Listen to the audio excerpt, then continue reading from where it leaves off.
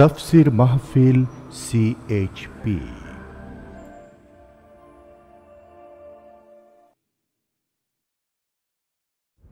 দেশে আপনি একটি ইসলামী মাহফিল করতে ৮,০০০ টাকা নেন, এটা কতটুকু সত্য?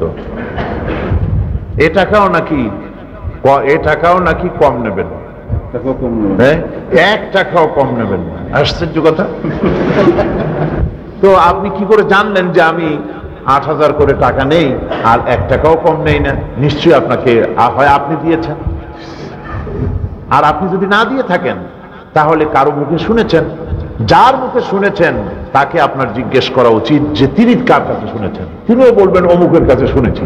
এইভাবে শুনতে শুনতে আসল ব্যক্তিকে খুঁজে পাওয়া যাবে না, কারণ আসলটা হচ্ছে শয়তান। সেখান থেকেই কথাটি এসেছে।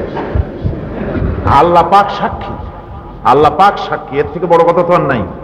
আল্লাহ পাক সাক্ষী, আমার সারা জীবনে বাংলাদেশ এবং বাংলাদেশের বাইরে এমন কোন মায়ের সন্তান নাই যে আমার সামনে দাঁড়ায় কথা বলতে পারে যে আপনি আমার সাথে চুক্তি করে মাহফিল করেছেন, এত টাকা দিয়েছি, কম হয়েছে বলে ফেরত দিয়েছেন, বেশি করে ডিমান্ড করেছেন, এ কথা কেউ বলতে পারবে না। এই ধরনের বাজে কাজ আমি জীবনেও করিনি। বিসমিল্লাহির রহমানির রহিম।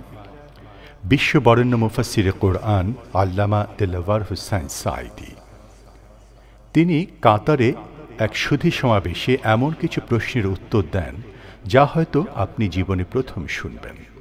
এখন কাতারের দোহায় অনুষ্ঠিত বিশেষ সুধী সমাবেশে সুধীজনের বিভিন্ন প্রশ্নের উত্তর দিচ্ছেন আল্লামা দেলাওয়ার হোসাইন সাঈদী। শব্দধারণ মাহসিন সাউন্ড সিস্টেম, প্রযোজনায় CHP। সুধী তাফসীর মাহফিল CHP চ্যানেলে আল্লামা সাঈদীর মূল্যবান প্রশ্নোত্তর এখন শুনতে পারবেন। নাহমাদুহু ওয়া নুসাল্লি আলা রাসূলিহিল কারীম ওয়া আলা আলিহি ওয়া আসহাবিহি আজমাইন। আউযু বিল্লাহি মিনাশ শাইতানির রাজীম। বিসমিল্লাহির রহমানির রহিম।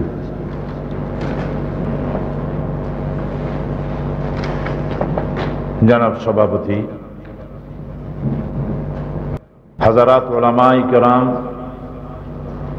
সম্মানিত সুধী মণ্ডলী, আসসালামু আলাইকুম ওয়া রাহমাতুল্লাহি ওয়া বারাকাতুহু।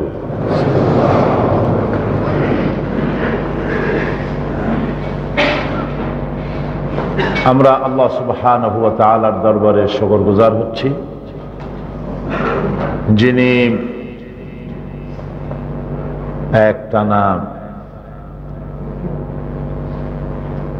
২৬ তারিখ থেকে শুরু করে এ পর্যন্ত প্রতিদিন এখানকার ভাইদের সঙ্গে বিভিন্ন প্রোগ্রামে মিলিত হওয়ার সুযোগ দিলেন, কথা বলার, শোনার সুযোগ করেছেন। তার দরবারে শুকরিয়া আদায় করছি, আলহামদুলিল্লাহ। আজকে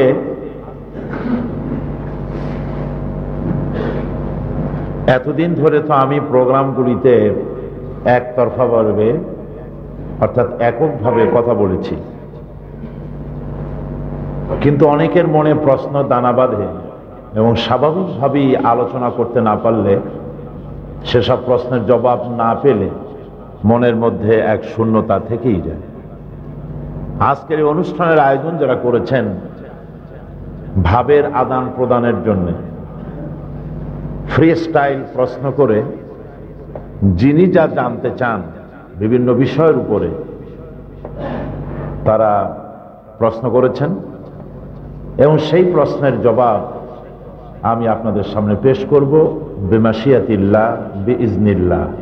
সুবহানাকা লা ইলমা লানা ইল্লা মা আল্লামতানা আলাইহি তাওয়াক্কালতু ওয়া ইলাইহি উনীব। মিলাদ মাহফিল ও শবে বরাত সম্বন্ধে কোরআন ও হাদিসের আলোকে জানতে চাই। মিলাদের ব্যাপারে তো আমি কথা বলে ফেলেছি, বাকি রয়েছে শবে বরাত। শবে বরাত এ শব্দটি কোনো কোরআন হাদিসের পরিভাষা নয়।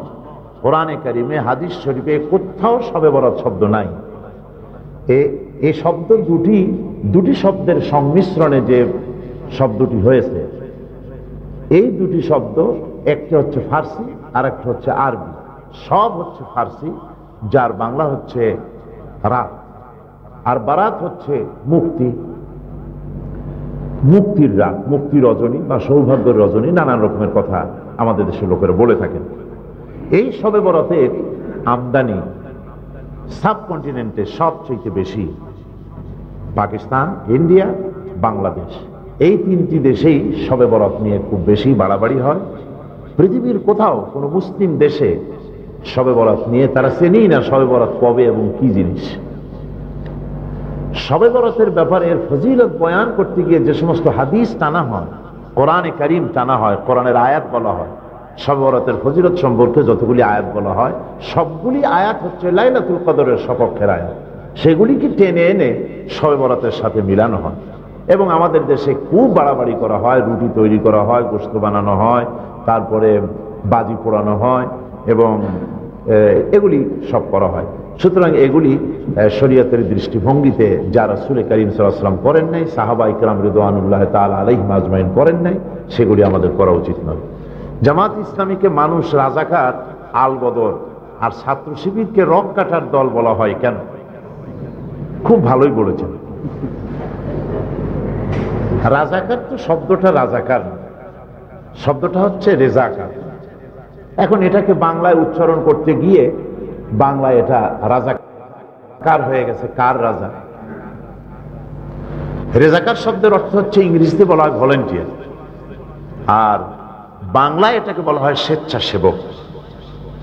তদানীন্তন পাকিস্তান গভর্নমেন্ট 1971 সনের স্বাধীনতা সংগ্রামের বিরোধিতা করার জন্য যে মিলিশিয়া পাঠাইছিল, পাক আর্মি এবং মিলিশিয়া যারা পাঠাইছিল, তাদের সঙ্গে আরো লোক নেওয়ার জন্য গভর্নমেন্টের পক্ষ থেকে বাজারে বাজারে রেডিওতে অ্যানাউন্স করা হতো, টিভিতে বলা হতো এবং বাজারে বাজারে ঢোল পিটাইয়া লোক নেওয়া হতো, রেজাকার নেওয়া হতো। তো যেসব জায়গায় তাদেরকে যেতে বলা হতো সেই সব জায়গায় তারা যেত। তারপরে তাদেরকে নাম ঠিকানা ইত্যাদি বায়োডাটা নিয়ে তাদেরকে গ্রহণ করা হতো। সরকার, তদানীন্তন সরকার তাদেরকে অস্ত্র দিত, অস্ত্রের ট্রেনিং দিত এবং প্রতি মাসে তাদেরকে বেতন দিত পাকিস্তান গভর্নমেন্ট। সুতরাং এখানে নানান শ্রেণীর লোক গিয়েছে, এখানে মুসলিম লীগ লোক দিয়েছে, নিজাম ইসলামের লোক গেছে, ক্রস সেকশনের পিপল, যাদের পয়সা দরকার সে ধরনের লোক এর মধ্যে গেছে, সামিল হয়েছে। তো ঢালাও ভাবে যারা সবাই মিলে দিয়েছে, ঢালাও ভাবে এটা শুধুমাত্র জামাতের ব্যাপারেই ব্যবহার করা হচ্ছে। এটা একটি উদ্দেশ্যমূলক ভাবে জামাত ইসলামী এভাবে আহ্বান করে বলে নাই যে রাজাকার কেটা কেটা হবে আসলে, বরং গভর্নমেন্ট বলেছে, তারাই পয়সা দিয়েছে, তারাই বেতন দিয়েছে, ট্রেনিং সবকিছু তারাই করেছে। আর ছাত্র শিবিরকে রক কাটার যে কথাটা বলা হয়, আমি একথা এর আগে আরেকদিন আরেকটা সমাবেশ ছিল, সেখানে আমি আলোচনা করেছি। আপনারাই আমাকে বলেন, রক কাটা সহজ না গুলি করে একটা মানুষ মারা সহজ? রক কাটাটাই বরং ঝুঁকিপূর্ণ। একটা মানুষকে আপনি রক কাটার ইচ্ছে করে তাকে ধরবেন, আরো 2-3 জন লোক লাগবে তাকে ঠেসে ধরতে, রক্ত আর আপনি কাটবেন আর সে আনন্দে ঠ্যাং পেতে দেবে যে রক কাটো, হাতটা কাটিয়ে নিয়ে যাও। বরং সেজন্য 2-3 জনের সাহায্য নিতে হবে। আর সে লোকটাও তখন চুপ করে বসে থাকবে না, সে চিৎকার মারবে, আশেপাশের থেকে লোক আসতে পারে, ধরা পড়তে পারে, নানান রকমের ভীতি থাকতে পারে রক কাটার ব্যাপারে, হাত কাটা, রক কাটা এ ব্যাপারে ভয় থাকতে পারে। সুতরাং যদি মারতেই হয় তো পেটের মধ্যে একটা ছুরি মেরে দিলে হলো, অথবা একটা গুলি করে দিলেই হলো, চট করে মরে গেল, কোনো ঝামেলা থাকলো না। এই রক কাটা এবং হাত কাটা কেন? এই ঝুঁকিপূর্ণ কাজের মধ্যে কেন?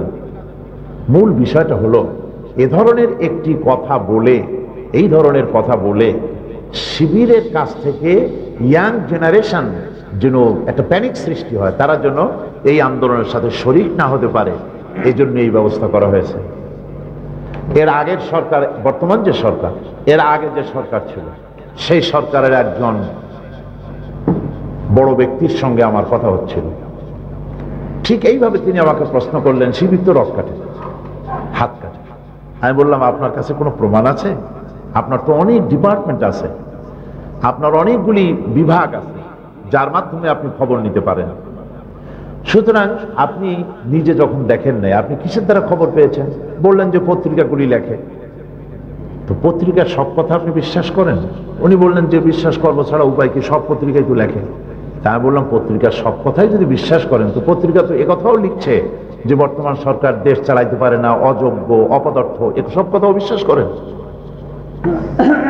তখন তিনি হেসে দিলেন, আটকে গেলেন। মূল কথা হলো যে মানুষকে বিভ্রান্ত করার জন্য এক একটা আফওয়া, অর্থাৎ এক একটা অমূলক উদ্দেশ্যমূলক কিছু কথাকে ছড়িয়ে দিয়ে মানুষকে মূল উদ্দেশ্য থেকে ফিরে রাখার জন্য একটা উদ্ভট চেষ্টা ছাড়া কিছু নয়। আপনার যেভাবে জনসমর্থন আছে, যদি আপনাকে জামাতের আমির বানানো হয় তাহলে জামাত অনেক ঊর্ধ্বে উঠে যেত। আপনার মতামত ব্যক্ত করুন।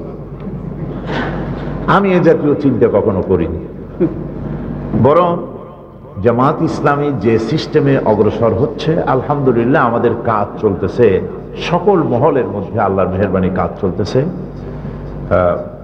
সায়েন্টিফিক পদ্ধতিতে চলতেছে। প্রশ্ন উঠতে পারে, এত সায়েন্টিফিক পদ্ধতিতে আপনারা ফেল করেন কেন? কারণ হলো আমরা তো যেন তেন প্রকারে আমরা ক্ষমতায় যেতে চাই না। অন্যরা যেভাবে যেমন তেমন ভাবে যেমন করে হোক ক্ষমতায় যেতেই হবে, তাতে ব্যালট বক্স হাইজে চুরি করো, বোমা বিস্ফোরণ করো, টাকা ছড়াও, মানুষ মারো, মিথ্যা কথা বলো, ষড়যন্ত্র করো। আমরা এভাবে চাই না। আমরা চাই মানুষকে বুঝাইয়া, মানুষকে দ্বীনকে বুঝাইয়া, ইসলামকে বুঝাইয়া ইসলামের দিকে আকৃষ্ট করার জন্য চাই। সেই জন্য সেই কাজটা আমরা করে যাচ্ছি। এখানে নেতৃত্বের আমার নেতৃত্বের কোনো মোহ আগেও ছিল না, এখনো নেই। আল্লাহ রাব্বুল আলামিন যখন যেখানে যেভাবে কাজ করার সুযোগ দেন সেভাবেই কাজ করে যাব ইনশাআল্লাহ। ইসলামের জন্য তথা মুসলমানদের জন্য বর্তমান বিশ্বে ইরানের প্রয়াত নেতা ইমাম খোমেনির সংস্কার নীতি কতটুকু গ্রহণীয় ও প্রয়োজন। খোমেনি সাহেবের নীতি আমাদের জন্য কোনো দরকার আছে বলে আমরা মনে করি না। আমি 2 বার সরকারিভাবে ইরান সফর করেছি। একবার খোমেনি সাহেবের দাওয়াতে করেছি, আর একবার বর্তমান সরকারের দাওয়াতে করেছি। তাতে করে আমার যে ইমপ্রেশন সেটা হচ্ছে, আমার লোকেরা যখন আমাকে প্রশ্ন করেছে যে আপনি কি এনেছেন, আমাদেরকে কি দিতে পারেন, ইরান সম্পর্কে কি বলবেন, আমি বলেছি যে ইরানের আকীদার দিক থেকে, তাদের নামাজ পড়ার দিক থেকে, তাদের আজানের দিক থেকে, তাদের বিভিন্ন ব্যাপারে আমাদের সাথে অনেক দূরত্ব। আমি তাদের কাছ থেকে একটা জিনিস গ্রহণযোগ্য আছে বলে আমি মনে করি, সেটা আপনাদের সামনে বলি। ইরানের কাছ থেকে একটা জিনিস গ্রহণযোগ্য আমি মনে করি, সেই জিনিসটা হচ্ছে তাদের অদম্য সাহসিকতা।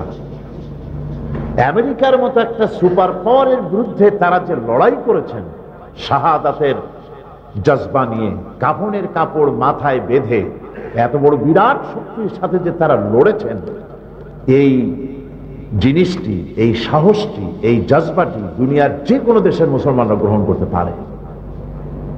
খোমেনিকে বলা হয়েছে, আমেরিকা থেকে বলা হয়েছে যে আমাদের যে সমস্ত লোকদেরকে বন্দি করে রাখা হয়েছে, পণবন্দি করে রাখা হয়েছে, তাদেরকে ছেড়ে দাও, তা না হলে তোমাদের খাদ্য রসদ সব বন্ধ করে দেব। খোমেনি সাহেব বলেছেন, খাদ্য বন্ধ করার ভয় আমাকে দেখাবা না, কারণ যে জাতির উপবাস থাকা ফরজ, উপবাস থাকা ইবাদত, সেই জাতিকে খাদ্য বন্ধ করার ভয় দেখাইয়া আমাকে তুমি কাজ করতে পারবা না। আমরা তো সারা বছরে 1 মাস না খেয়ে থাকি, এটা আমাদের ইবাদত, কাজে তোমার খাদ্যের পরও আমি করি না।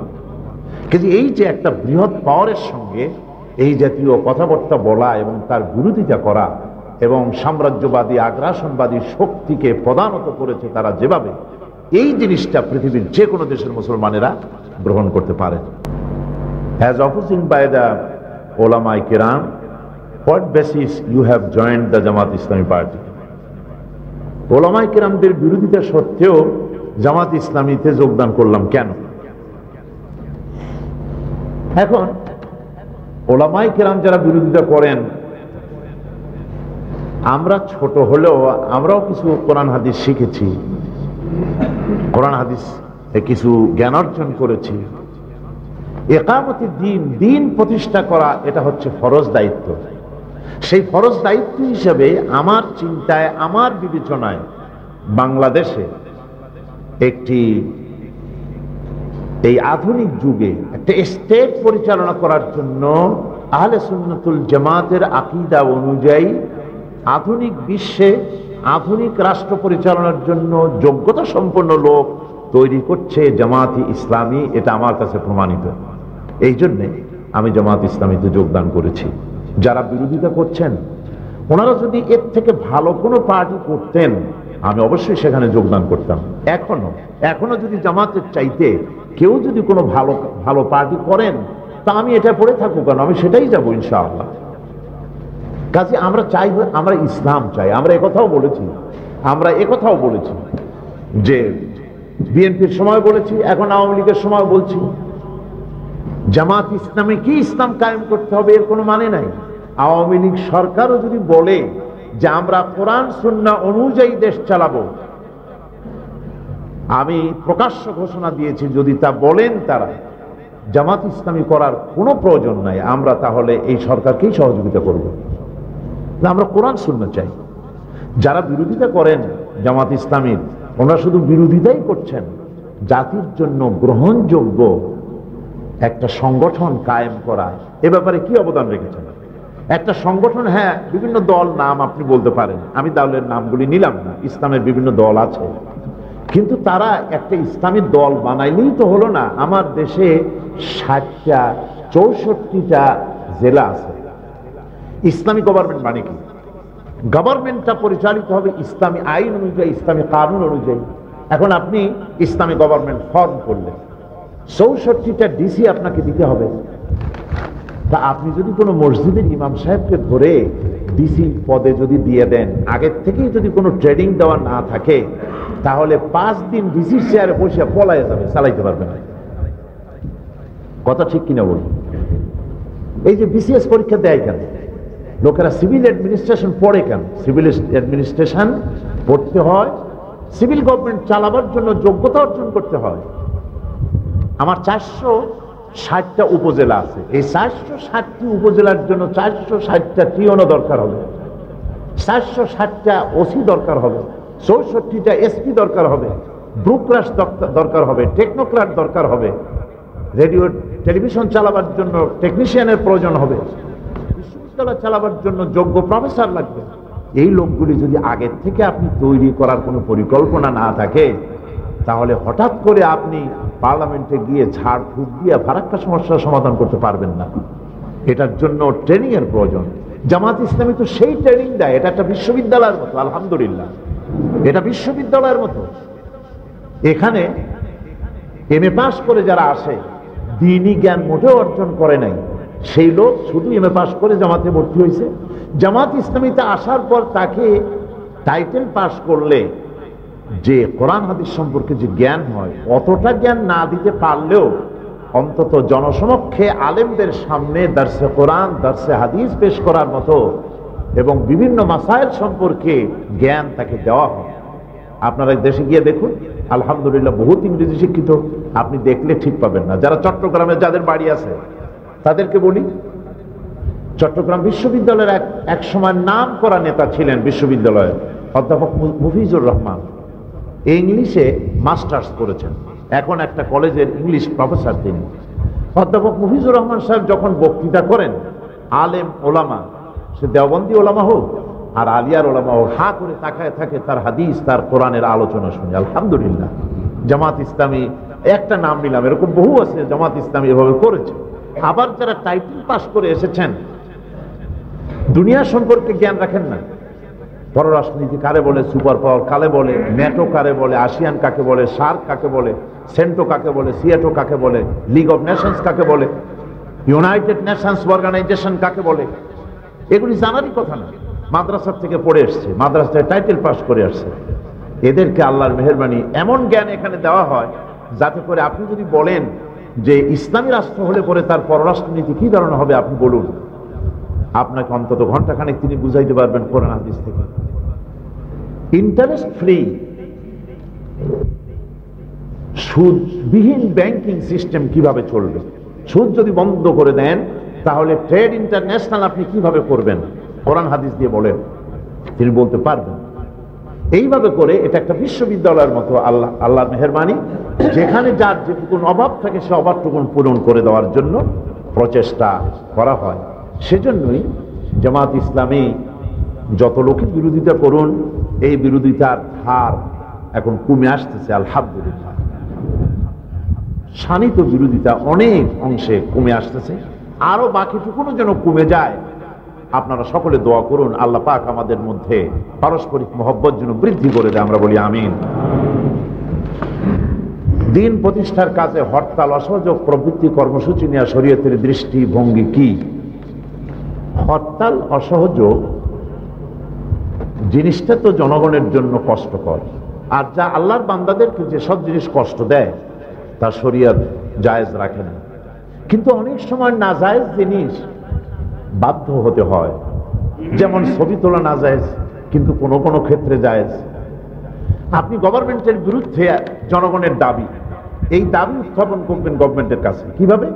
বক্তৃতার মাধ্যমে করবেন, পত্রিকা বিবৃতির মাধ্যমে করবেন, মিছিল করবেন, সমাবেশ করবেন, বিক্ষোভ করবেন। আপনার first gear, third gear, second gear, fourth gear, কোনো গিয়ারই যখন মানে না, তখন হরতাল হচ্ছে শেষ ওষুধ। এটা দেওয়া ছাড়া বিরোধী দলের কাছে আর কোনো ওষুধ থাকে না। এটা কোরআন, এটা সর্বশেষ ওষুধ। এটা গোটা পৃথিবীতে গণতান্ত্রিক সিস্টেমে একটা বৈধ বিধি, গোটা বিশ্বব্যাপী স্বীকৃত। সুতরাং এর দ্বারা একটু কষ্ট হলেও, কষ্ট হয় বলেই তো একটা ভালো জিনিস লাভ করা যায়। মা যদি 10 মাস ধরে পেটে ধরার কষ্ট সহ্য না করতেন, ডেলিভারির চূড়ান্ত মৃত্যুর যন্ত্রণা যদি সহ্য না করতেন, তাহলে নতুন চাঁদ মুখ তো আমরা দেখতে পারতাম না। এই জন্য জনগণকে কোনো কোনো ক্ষেত্রে স্যাক্রিফাইস করতে হয়, এবং শরীয়তের দৃষ্টিতে তা তখন অনেকটা শিথিল হয়ে যায় জনস্বার্থে, দিনের স্বার্থে। আমার স্ত্রী আমার আদেশ মানে না এবং ভালোবাসার প্রকাশ করে না, এই পরিস্থিতিতে তাকে কি করা? খুব দুঃখজনক কথা। আমরা আপনাকে সহানুভূতি জানাচ্ছি। এই পরিস্থিতিতে আপনার স্ত্রীকে আপনাকে বোঝাতে হবে। স্ত্রীর কোনো আচরণে অসন্তুষ্ট হয়ে তালাক দেওয়ার মতো কঠিন সিদ্ধান্ত নিতে আল্লাহ পাক নিষেধ করেছেন। কোরআন শরীফে আল্লাহ পাক কথা স্পষ্ট করে বলেছেন, স্ত্রীর কোনো ব্যবহারে যদি মন নষ্ট হয়ে যায়, মন খারাপ হয়ে যায়, তাৎক্ষণিক রাগের মাথায় কোনো সিদ্ধান্ত নিও না, বরং আজকের ব্যবহারে তোমার মন খারাপ হয়েছে ঠিক, কিন্তু এর আগে তোমার জীবনে তার অনেক ভালোবাসা, অনেক অবদান আছে, সেগুলির কথা স্মরণ করে আজকেরটা ক্ষমা করে দাও। ইসলাম তালাক চায় না, ইসলাম ভালোবাসা চায়, মহব্বত চায়, পারস্পরিক সৌহার্দ্য চায়। এখন আপনার ভালোবাসার প্রকাশ কেন করে না, এটা আপনার ভালো জানার কথা। আপনি আপনার স্ত্রীর কাছে যে ধরনের ব্যবহার আশা করেন, আপনার স্ত্রীও কিন্তু আপনার কাছ থেকে সেই ধরনের ব্যবহার আশা করে। উভয়ের প্রতি যদি ভালো ব্যবহার করেন, কোরআন শরীফের মধ্যে আল্লাহ পাক বলেছেন, ওয়াশিরুহুন্না বিল মারুফ, তোমরা তোমাদের স্ত্রীদের সঙ্গে সদ্ব্যবহার করো, ভালো ব্যবহার করো। রাসূল করিম সাল্লাল্লাহু আলাইহি ওয়াসাল্লাম তার স্ত্রীদের সঙ্গে সদ্ব্যবহার করতেন। হুজুর বলেছেন, তোমাদের মধ্যে উত্তম হচ্ছে সেই যে ব্যক্তি তোমাদের স্ত্রীদের কাছে উত্তম। আমি কিন্তু আমার স্ত্রীদের কাছে উত্তম ব্যক্তি। স্ত্রীর কাছে উত্তম হওয়া কঠিন ব্যাপার, এটা বাঁকা হাড়ের তৈরি। রাসূল বলেছেন, রাসূল করিম সাল্লাল্লাহু আলাইহি ওয়াসাল্লাম বলেছেন, বেশি সোজা করতে চাইও না, তাহলে ভেঙে যাবে। অনেকে মনে করেন পাঁজড়ার হাড় দিয়ে তৈরি করা হয়েছে, পাঁজরের বাঁকা হাড় দিয়ে তৈরি করা হয়েছে, পুরুষের স্বামী হাড় দিয়ে তৈরি করা হয়েছে। তো এই কথা যদি সত্য হয়, তাহলে যে ব্যক্তি 7-8টা বিবাহ করেছে, তার তো পাঁজড়া হাড় একটাও থাকার কথা ছিল। এটি হচ্ছে পাঁজরের বাঁকা হাড়ের মতো বাঁকা। একে খুব সহজে, কৌশলে ডিলিংসটা, বিহেভটা খুব কৌশলে, খুব টেকনিকের সঙ্গে হতে হবে। আপনি টেকনিকের সাথে অগ্রসর হন, আপনি তার প্রশংসা প্রথমে করেন, তারপরে সেও আপনার প্রশংসা করবে ইনশাআল্লাহ। আমাদের পবিত্র ঈদের দিন নামাজের পর সিনা মিলাইয়া কোলাকুলি করি, এইটা জায়েজ কিনা সহিহ হাদিস দিয়ে বলবেন। আমাদের মসজিদের ইমাম সাহেব বলেছেন, কোন হাদিসে এইরকম কোলাকুলি নাই, উনি বলেছেন এটা নিষেধ, তাই জানতে উৎসুক। হ্যাঁ, এ ধরনের কোনো দৃষ্টান্ত নেই। শরীয়তের দৃষ্টিতে দাড়ি রাখা কি? যারা দাড়ি রাখেন না বা ছোট করে রাখেন, তাদের পিছনে নামাজ পড়া যাবে কিনা, পড়লে আদায় হবে কি, কোরআন হাদিসের আলোকে জানতে উৎসুক।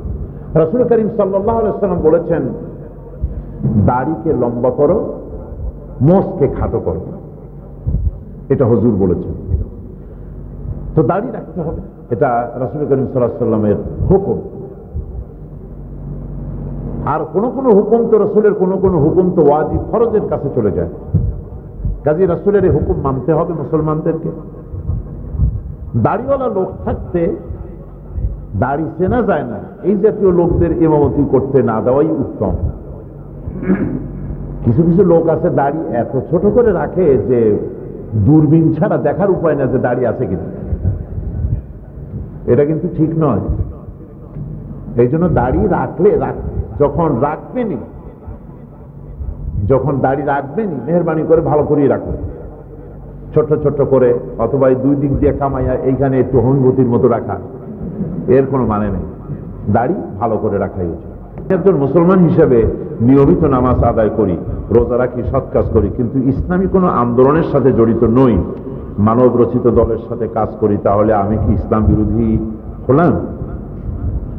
হ্যাঁ, ইসলাম বিরোধী এক অর্থে তো হয়ে গেলেন, যেহেতু আপনি ইসলামকে রাষ্ট্রীয় পর্যায়ে প্রতিষ্ঠিত হওয়া আন্দোলনে আপনি শরিক নন। এর অর্থই হচ্ছে আপনি নেগেটিভ সাইড নিয়েছেন, আপনি অন্য আরেকটি মতবাদ চান, সেকুলারিজম চান, ন্যাশনালিজম চান, অথবা ক্যাপিটালিজমকে আপনি সমর্থন দিচ্ছেন, আপনি ইসলামকে সমর্থন দেননি। ফলে নামাজ রোজা করা সত্ত্বেও আপনি আল্লাহর কাছে দায়ী হবেন। সমর্থনের ভিত্তিতেই কিন্তু কিয়ামতের দিন জান্নাত জাহান্নামের ফয়সালা হবে। আমি কোরআন থেকে দৃষ্টান্ত দেই। আসিয়া হচ্ছেন ফেরাউনের স্ত্রী, ফেরাউন কাফের আর আসিয়া হচ্ছেন মুমিনা। আসিয়া সমর্থন দিয়েছিলেন কাকে? ফেরাউনকে নয়, তিনি সমর্থন দিয়েছিলেন মুসা আলাইহিস সালামকে। মুসা আলাইহিস সালাম যে দাওয়াত দিয়েছিলেন সেই দাওয়াতের প্রতি তিনি সমর্থন জ্ঞাপন করেছিলেন, লা ইলাহা ইল্লাল্লাহ। এই দাওয়াতকে সমর্থন দেওয়ার কারণে একজন কাফেরের স্ত্রী হওয়া সত্ত্বেও কিয়ামতের দিন আল্লাহ পাক আসিয়ার ব্যাপারে সিদ্ধান্ত নেবেন জান্নাতে। লূত আলাইহিস সালামের স্ত্রী হচ্ছে, লূত আলাইহিস সালাম আল্লাহর পয়গম্বর, স্ত্রী হচ্ছে কাফের। একজন পয়গম্বরের স্ত্রী, তিনি সমর্থন তার স্বামীকে দিতে পারেন নাই, তিনি সমর্থন দিয়েছেন জাতির অপকর্মের প্রতি, জাতিকে সহযোগিতা করেছে, পয়গম্বরকে সহযোগিতা করেন নাই। যার জন্য যখন আল্লাহ পাক লূত আলাইহিস সালামকে এবং তার অনুসারীদেরকে সরাই দিতে বললেন, তখন সেই সাথে তার স্ত্রীকে সরাতে বলেন নাই। কিয়ামতের দিন লূত আলাইহিস সালামের স্ত্রী একজন পয়গম্বরের স্ত্রী হওয়া সত্ত্বেও কিয়ামতের দিন আল্লাহ পাক তার ব্যাপারে সিদ্ধান্ত নেবেন জাহান্নামের। আপনার সমর্থনের ব্যাপার, আপনি কি জিনিসকে সমর্থন করছেন। সমর্থন অর্থই হচ্ছে আপনি ইসলামের পরিবর্তে ক্যাপিটালিজমকে ভালোবাসতেছেন, ইসলামের বিকল্প হিসাবে আপনি সেকুলারিজমকে ভালোবাসতেছেন, ইসলামের বিকল্প হিসাবে আপনি ন্যাশনালিজমকে পছন্দ করছেন। অথচ আল্লাহ পাক কোরআনে কারীমের মধ্যে পরিষ্কার করে বলে দিয়েছেন যে আমার দ্বীনকে প্রতিষ্ঠা করো, কোরআন এবং সুন্নাহ মোতাবেক দেশ শাসন করো। আল্লাহ বলেছেন, আল্লাহ রাসূল বলেছেন। সুতরাং একজন মুসলমান হিসেবে আমাদের প্রত্যেকেরই করা উচিত কোরআন এবং সুন্নাহ যে পথে বাস্তবায়িত হয় সেই পথেই কাজ করা উচিত। কোরআন ও হাদিসে আছে তোমরা পরনারীর থেকে দৃষ্টিকে নিয়ন্ত্রণ করো। তাহলে সংসদে প্রধানমন্ত্রী, বিরোধী দলের নেত্রী, অনেক মহিলা নেত্রী থাকা সত্ত্বেও আপনি কি করে সংসদে আপনার দৃষ্টিকে নিয়ন্ত্রণে রাখেন? সেটা তো আমার ব্যাপার, সেটা তো আমার ব্যাপার। সুতরাং নিয়ন্ত্রণ যেভাবে রাখলে আল্লাহ পাক খুশি থাকেন সে ব্যাপারে আমার সতর্ক দৃষ্টি থাকে। সাহাবায়ে কেরাম রিদওয়ানুল্লাহ তাআলা আলাইহিম আজমাইন সত্যের মাপকাঠি কিনা, এটি একটি বহুল আলোচিত প্রশ্ন আপনি করেছেন। এই প্রশ্নটি সাবকন্টিনেন্টে ব্যাপকভাবে এই প্রশ্নটি করা হয়। সাহাবায়ে কেরামদের, রাসূল এবং সাহাবী এই দুটি জিনিস আগে বোঝেন। রাসূল হচ্ছেন আল্লাহ কর্তৃক নিয়ন্ত্রিত, এই জন্য রাসূল মাসুম। সাহাবায়ে কেরামদেরকে কোরআন হাদিস মাসুম বলে নাই। এ কথা ঠিক কিনা বলেন? কথা বলতে আপত্তি কি? একমাত্র আম্বিয়া আলাইহিস সালাম তারা হচ্ছেন মাসুম, বেগুনাহ, তাদের কোনো গুনাহ নাই, তাদের কোনো ভুল নাই। সাহাবায়ে কেরামদের আল্লাহ পাক নবীদেরকে যেভাবে হেফাজত করেছেন, সাহাবায়ে কেরামদেরকে এইভাবে নবীদের মতো করে হেফাজত করার প্রশ্নই ওঠে না। সাহাবায়ে কেরামদের মধ্যে ভুল ত্রুটি হতে পারে, তবে সাহাবীরা হচ্ছেন নবীর পরেই যাদের মর্যাদা, তারা হচ্ছেন সাহাবায়ে কেরাম রিদওয়ানুল্লাহি তাআলা আলাইহিম আজমাইন। আমাদের অন্তর দিয়ে তাদেরকে শ্রদ্ধা করি, সম্মান করি। সাহাবীরা আল্লাহর উপরে খুশি, আল্লাহ সাহাবীদের উপরে খুশি, তাদের সম্মান মর্যাদা যথেষ্ট। কিন্তু ওয়াজিব তো ওয়াজিবের মকামে থাকবে, ফরজ তো ফরজের মকামে থাকবে। কোনদিন ওয়াজিব ফরজের সমকক্ষ হতে পারে না। আলেম ওলামা পীর বুজুর্গদের সম্মান আছে, কিন্তু সেই সম্মান সাহাবীদের উপরে সাহাবীদের মতো কখনো হতে পারে না। আবার সাহাবীদের সম্মান তো অবশ্যই আছে, কিন্তু তা কখনো নবীদের সমান হতে পারে না।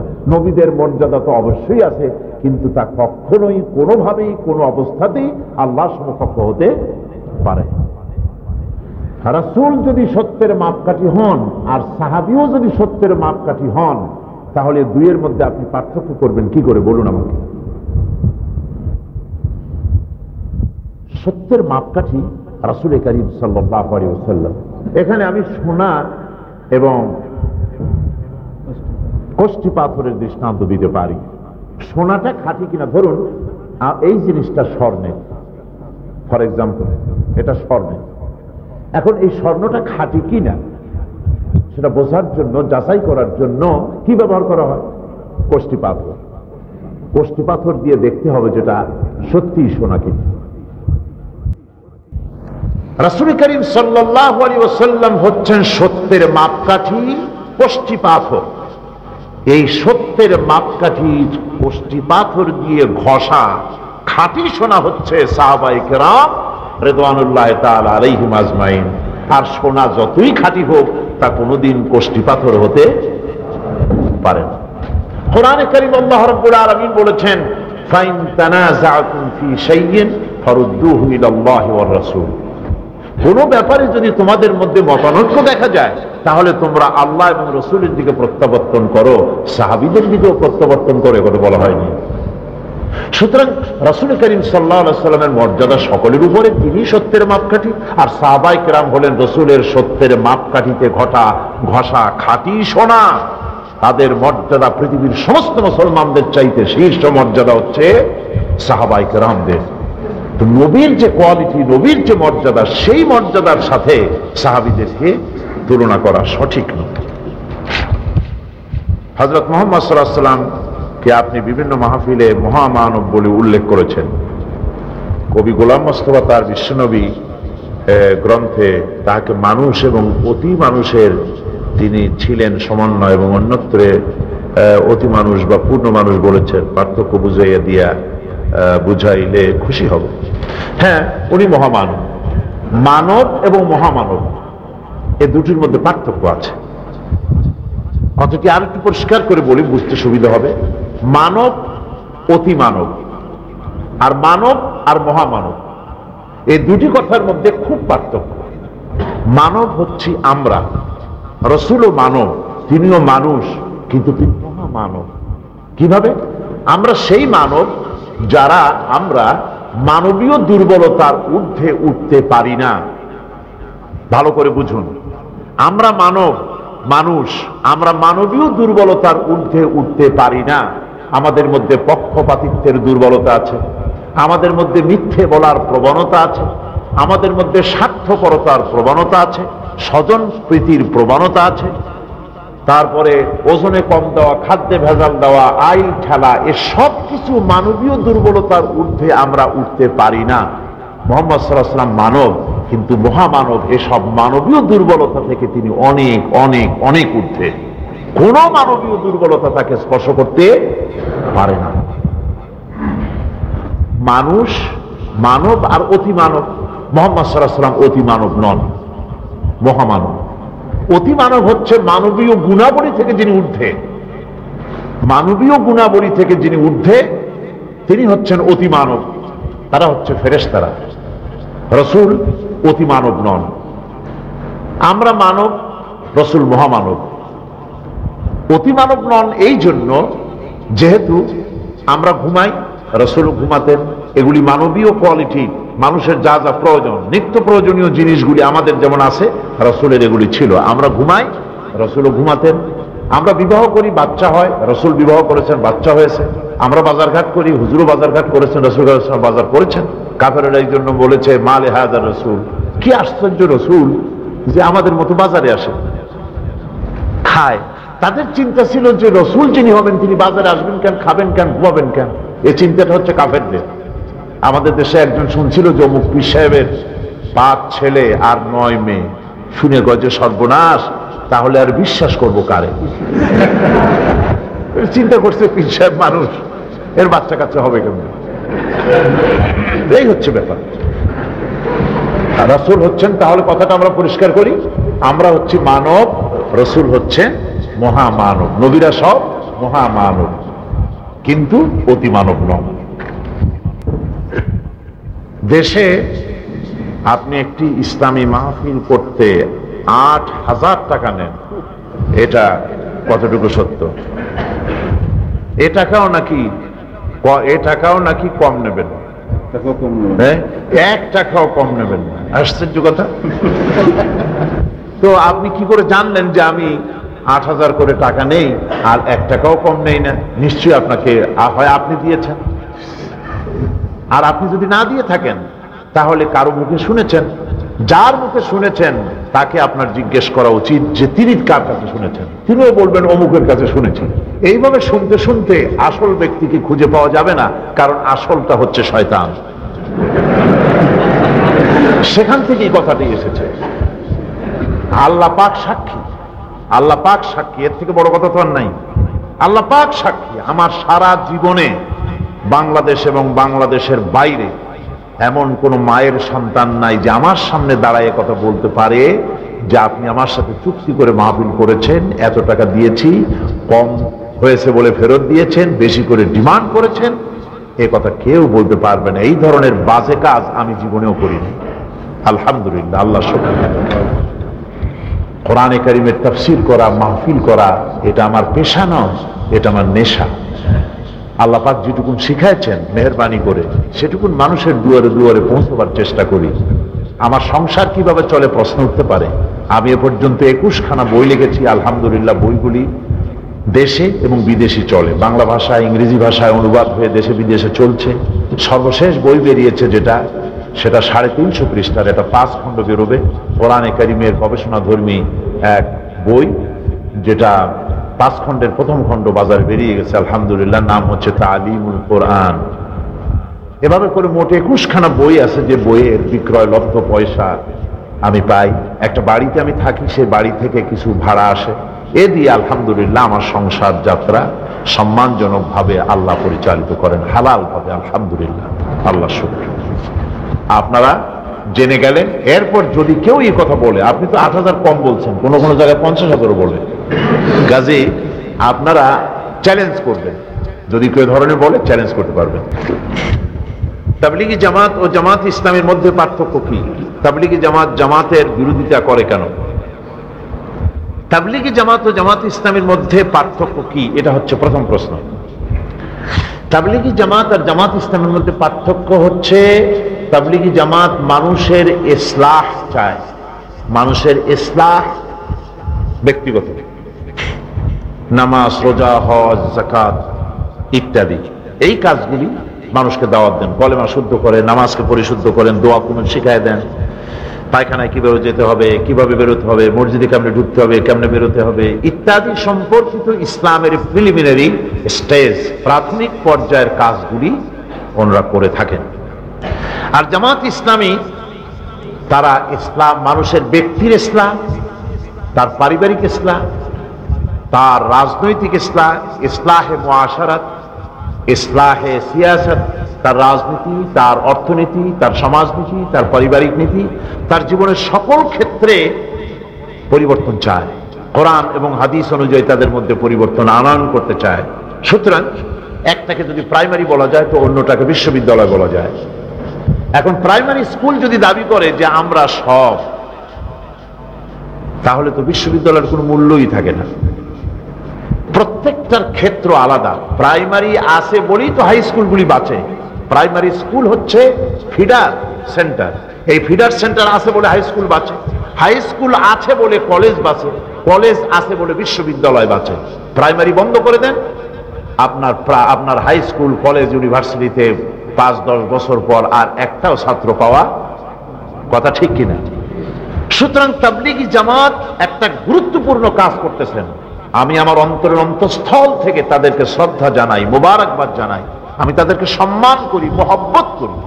আমি আমার জিন্দেগিতেও কখন তাবলীগী জামাতকে কটূক্তি করিনি। আমি সব সময় তাদেরকে সম্মান করি। তারা বিরাট কাজ করছেন। আমার পক্ষে সম্ভব নয় মসজিদে মসজিদে গিয়ে, বিভিন্ন জায়গায় গিয়ে গিয়ে কালেমা তাইয়্যিবা একজন একজন করে ডোর টু ডোর শেখানো। আল্লাহর মেহেরবানি, আমাদেরই ভাই, ওনারা দেশে বিদেশে বাড়ি বাড়ি মসজিদে মসজিদে গিয়ে এই কাজগুলি করতেছেন, আলহামদুলিল্লাহ। এখন অভাবটা হচ্ছে এই যে আমাদের পারস্পরিক স্বীকৃতি নাই। দ্বিতীয় প্রশ্ন যেটা বলা হয়েছে, তাবলীগ জামাত জামাতের বিরোধিতা করে কেন? এটি একটি অন্যায়, এটি করা উচিত নয়। আপনি তো একা কিছু করতে পারবেন না, বিরাট পৃথিবী, শত শত কোটি মানুষ এখানে বাস করে, আপনার একার পক্ষে এগুলি সম্ভব নয়।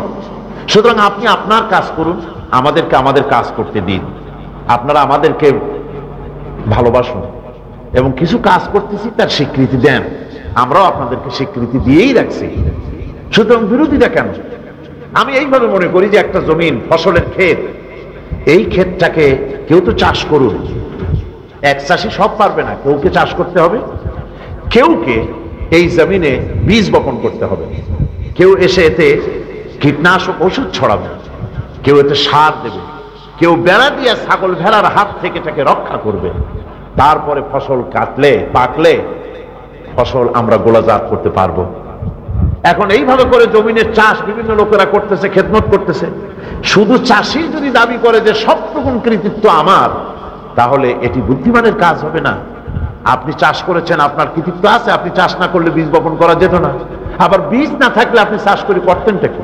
আবার যিনি কীটনাশক ওষুধ ছড়াইছেন, তিনি কীটনাশক ওষুধ না দিলে আপনার ওই বোকার ফসল পোকায় খায়, পোকায় খাইয়ে যেত। সুতরাং এই কাজগুলি আমাদের দেশে আলেম ওলামা বিভিন্ন ফ্রন্ট থেকে কাজ করছে। যদি তাবলীগ জামাতের ভাইয়েরা কেউ মনে করেন যে মাদ্রাসার কোনো দরকার নাই, এই মোবাইল মাদ্রাসা হলেই চলবে, এর মাধ্যমে সারা দুনিয়ার মানুষ আমরা হেদায়েত করব, এ কথা ঠিক না। আলেমের মর্যাদা আছে, ইলমের মর্যাদা আছে। মৌলানা খতিবে আজম মৌলানা সিদ্দিক আহমদ রহমতুল্লাহ আলাইহ, নাম নিশ্চয়ই শুনেছেন আপনারা। তার মুখে শুনেছিলাম তিনি এক ওয়াজের মধ্যে বলতেছিলেন যে এক মৌলভী সাহেবকে নাকি এক বুড়ি দাওয়াত দিয়েছে। তো সেখানে গিয়ে মৌলভী সাহেব দোয়া দুরুদ করেছে, তারপর খাইতে দিয়েছে।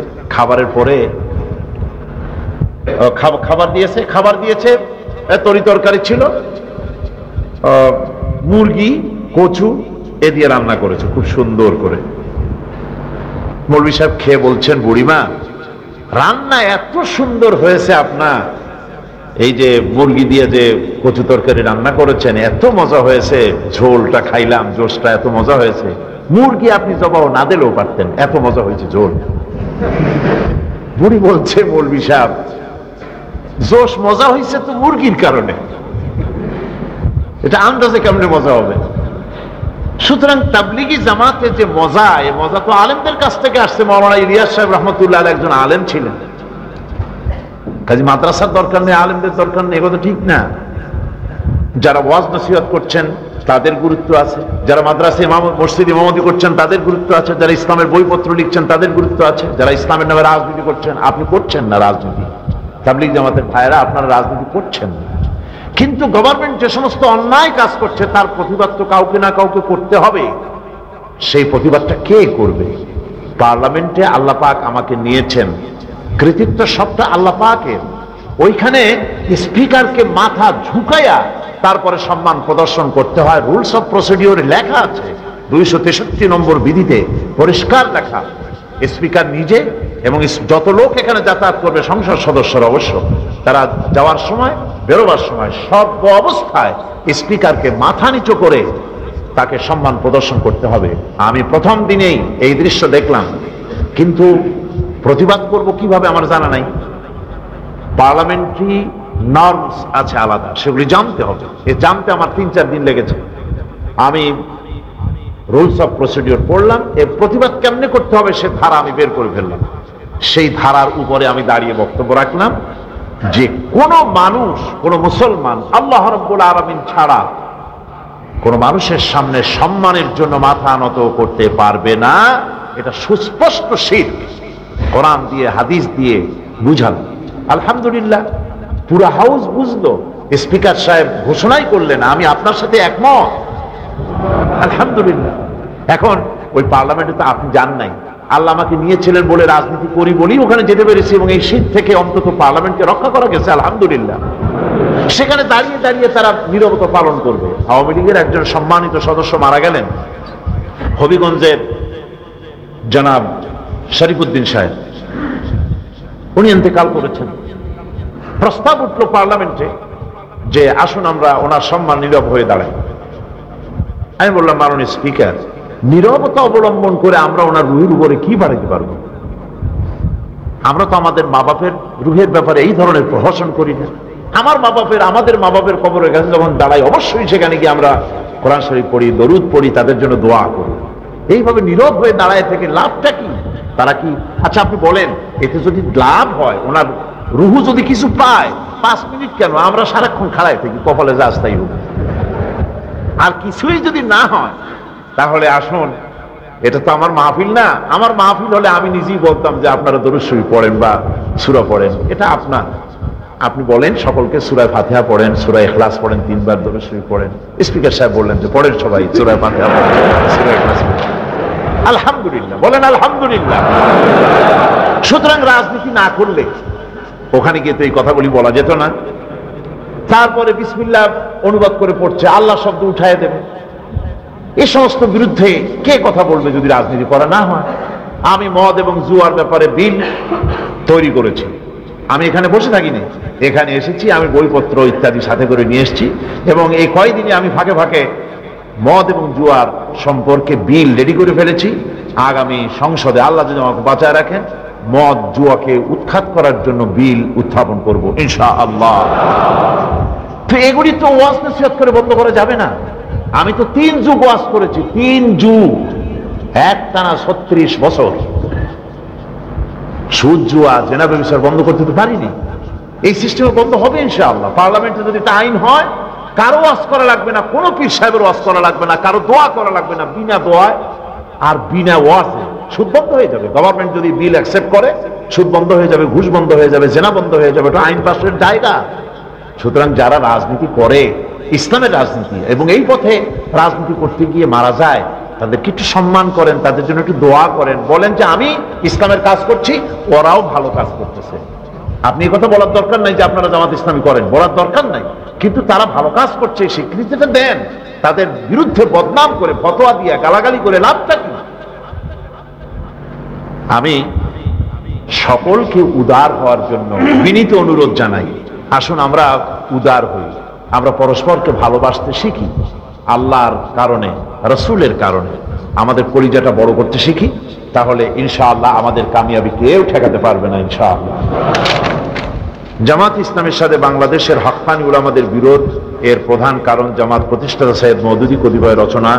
আমার জিজ্ঞাসা, এই রচনাগুলি সংশোধন অথবা পুনঃপ্রকাশ না করে ওলামাদের সাথে সমঝোতা করা সম্ভব কিনা? যদি সম্ভব হয় তাহলে তা হবে জামাত ইসলামের বিরাট বিজয়। উল্লেখ্য, হযরত ওসমান রাদিয়াল্লাহু তাআলা আনহু কোরআনের প্রসিদ্ধ 7টি কিরাতের কপি হতে হাফসা রাদিয়াল্লাহু তাআলা আনহা কপি রেখে বাকিগুলো জ্বালিয়ে দিয়েছিলেন যাতে মুসলমানদের মাঝে ইখতিলাফ না হয়। তাহলে জামাত কি পারে না ঐক্যের স্বার্থে বিতর্কিত বইগুলোর পুনঃপ্রকাশ বন্ধ করতে? আপনার মতামত জানার কৃতজ্ঞ হব। ভালো কথাই আপনি বলেছেন। আপনি প্রশ্নকর্তার উদ্দেশ্যে আমি বলছি, আর শুনবেন তো সকলেই, আমার স্পষ্ট ঘোষণা, আমার দলের ঘোষণা, জামাত ইসলামীর বানিয়ে জামাত ইসলামীর প্রতিষ্ঠাতা মাওলানা মওদুদী রাহিমাহুল্লাহ, তাকে জামাত ইসলামী কোনো মাযহাবের ইমাম মনে করে না। মাওলানা মওদুদীকে জামাত ইসলামীর কোনো মুফতি জামাত ইসলামীর লোকেরা মনে করে না। তিনি নিজেই লিখেছেন যে আমার আমি যে সমস্ত তথ্য মাসাইলের ব্যাপারে যে সব কথা বলেছি তার উপরে জামাতের কোন লোককে একমত হওয়ার কোনো জরুরত নাই, এটা আমার ব্যক্তিগত মত। এখন মাওলানা মওদুদী অনেক বই লিখেছেন, বই লেখার ভিতরে যদি তিনি কোনো ভুল করে থাকেন, আহলে সুন্নাতুল জামাতের আকীদা মোতাবেক কোনো ভুল যদি করে থাকেন, সে ভুলগুলিকে ধরিয়ে দেওয়া দরকার, জানানো দরকার। অবশ্যই আমরা তা বাদ দিয়ে দেব অনুবাদ করতে গিয়ে। যদি কেউ কোরআন হাদিসের দলিল দিয়ে প্রমাণ করে আমাদেরকে পাঠাতে পারেন, আমরা অবশ্যই ওয়াদা করলাম যে আমরা সেটা বাদ দিয়ে দেব। যেহেতু মাওলানা মওদুদী তো আমাদের দায় দায়িত্ব নেবেন না, আমাদের দায় দায়িত্ব আমাদেরই নিতে হবে কিয়ামতে আল্লাহর দরবারে। সুতরাং তিনি কোনো ভুল কথা লিখে থাকলে সেটা কি কোরআন হাদিসের দলিল দিয়ে মেহেরবানি করে এই লেখক আমাদেরকে জানাবেন।